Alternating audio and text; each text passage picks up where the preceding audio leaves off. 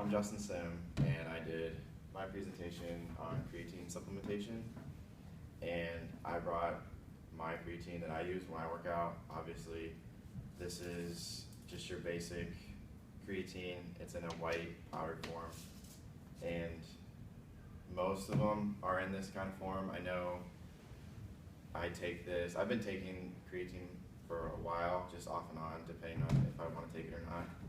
But I know there's pill forms. I know you can take it in pills. And on here, it says a serving size is about 5 grams. And I know in the studies that they do about 5 grams or up to 20 grams in the study. And if you guys wanted to check this out, I'll pass it around.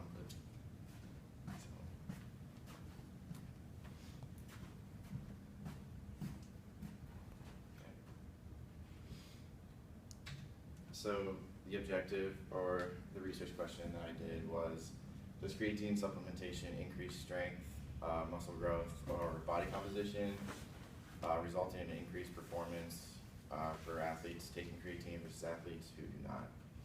And for me, like I said, I've taken creatine for a while, since high school. And especially in high school, I'm not very knowledgeable in knowing what creatine does for me. I just know, like, oh, all my friends take it, it works, so I've taken it. So it was just something I wanted to do my topic on, just so I know what creatine actually does for your body and all that. So has anyone in here ever taken creatine before? 2 people, okay. So again, it's semi-popular in high school and collegiate athletes. So yeah, like I said, creatine supplementation has become very popular over the years for athletes, especially in the high school and collegiate. 90% of high school athletes have supplemented with creatine, and 48% of male collegiate athletes supplement with creatine. It's one of the most studied ergogenic aids, and it's studied in many ways to see whether it affects strength, power, body composition, and performance. Some basic information about creatine itself is that it's an amino acid derivative synthesized from arginine, glycine, and methionine. It degrades eventually into creatinine into the kidneys, which you excrete as urine when you excrete about 2 grams per day. And the body synthesizes about 1 to 2 grams of creatine a day, and it's obtained in your diet as well, in meat and fish, which I believe you've learned already that you get it from meat and fish. And about 90 to 95% of creatine is found in the skeletal muscle. So 1/3 or about 40% is free creatine, and 2/3 to around 60% exists as phosphocreatine. There seems to be a difference between anaerobic and aerobic type athletes who use creatine. It's not recommended for aerobic or endurance athletes. Research shows that it doesn't seem to have any effect, and some research showed that it can actually be detrimental to them. So it's only meant for anaerobic and power type athletes, such as sprinters, jumpers, powerlifting, and stuff like that. How creatine is measured in the body when they're doing tests are just basic blood tests, or they'll use MRS, or magnetic resonance spectroscopy, and that complements MRI as a non-invasive means to characterization of tissue, especially brain tissue. It determines the concentration of brain metabolites, such as creatine, and there's a few other metabolites that it can detect, but creatine is one of them. And then the frequency of the metabolites is then measured in parts per million, and it's plotted on a graph. I wish I put it on there so you guys could see what I'm talking about, but it shows it like as peaks, kind of like a line graph of varying height, and then you would compare that to the normal brain tissue to see if there was a difference or an increase in the amount of creatine in the body after certain supplementation. How the studies were tested, obviously they're going to use anaerobic type power exercises, but in all, you can use and study any type of anaerobic exercise that you want and test it. But the main ones that I found in the studies were the 1 rep max and squatting or bench press, or even the gastrocnemic power test, I know, was in 1 rep max. And they can test it in the amount of repetitions to see if you can increase the amount of repetitions that you can do. Wingate anaerobic power test and sprints were also tested for creatine. The testing protocols, it varies, like I said, it varies from case to case. The time span also varies. Some would test creatine supplementation for a few days up to 10 weeks, and they would use placebo versus creatine. And I know, again, in another couple studies, they would use like beta-alanine. I know that's found in pre-workouts. It actually kind of makes you tingly and jittery, but they would add that to creatine to see if adding something like beta-alanine would also just increase it more. Athletes versus non-athletes, and I know they found studies on like older adults to see if it affects older adults as well, not just athletes. And 5 grams per day up to 20 grams per day was about what they normally used for the testing protocol for 4 to 5 days per week. To test their body composition further before and after to see if it increases body comp is by using total body water and the dual energy X-ray. This word's impossible for me to say. Absorptiometry, or the DXA. We've learned about that in class. It measures percent body fat and bone mineral density. Just a couple studies use computerized tomography or CT scans or underwater weighing. You can use any of these. It doesn't really matter. There was really no favorable one over the other. The physiology of creatine itself is that creatine and phosphocreatine is an energy system under conditions of high energy demand of intense activity or repeated bouts, like sprinting and short swims and powerlifting. And during physical activity, declines in ATP are prevented when phosphocreatine phosphorylates ADP to form ATP.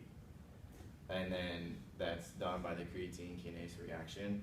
So in other words, like it says, when energy demands increase, phosphocreatine donates its phosphate group to the ADP to make and resynthesize to get ATP.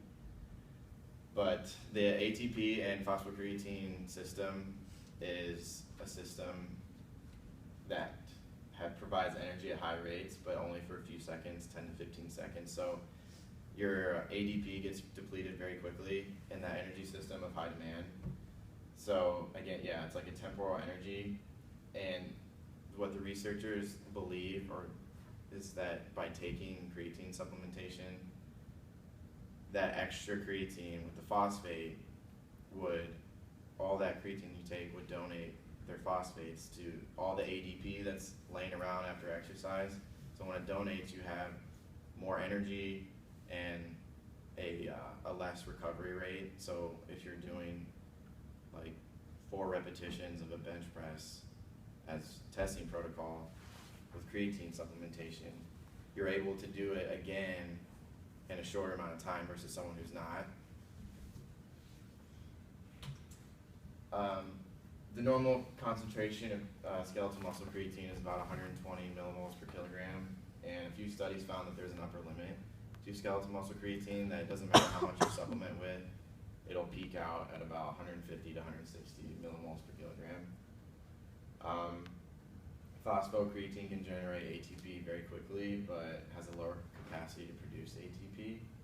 And it's the first energy system recruited in the cell of when you exercise. So it's like the glycolysis and the oxidative phosphorylation, stuff like that. So the phosphocreatine is the first recruited. The results from the creatine supplementation, through various studies, they found increased muscle creatine and phosphocreatine availability and muscle glycogen, which then increases the ATP generating capacity. They also found that it resynthesizes a lot quicker. It enhances the recovery, like I said, during repeated bouts of exercise due to the increased phosphocreatine resynthesis. and it increases body composition. I'll get to that later, but there's some reasons as to why it may increase body composition, whether it be muscle mass, fat-free mass, or lean body mass. Basically, it just allows the cell to better handle energetic challenges by preventing cell damage or death to increase its function. Some studies also found that it increases muscle fiber hypertrophy in type 2 fibers, because type 2 fibers are the ones that are meant for anaerobic, the anaerobic system, and for power. And some of them found that it even increases type 1, so it kind of increases both, but finding that it increases type 2 makes more sense, because it is part, you increase that for anaerobic. Increases strength, again, in the 1 rep chest press, leg press, and the amount of repetitions, and enhances the quality of workout. And by that, it's kind of a broad term, but you can conclude that a good quality workout or an enhancement of a workout could mean that you're not getting fatigued as easily, or you're able to increase your running speed, or the amount of repetitions, or being able to get a 1 rep max that you've never gotten before. You're able to have that increased strength. The special considerations, water retention. This is the part about the body composition, why some researchers believe this is why you have increased body mass, is because of water retention. And it increases water in the intracellular compartments within the cell, which may lead to the increased body mass, like I said. I found one article that said it can contribute to increased force production, which increases interstitial leverage advantage. And vegetarians were very interesting. A lot of articles talked about vegetarians in these studies. Even people with a low phosphocreatine level.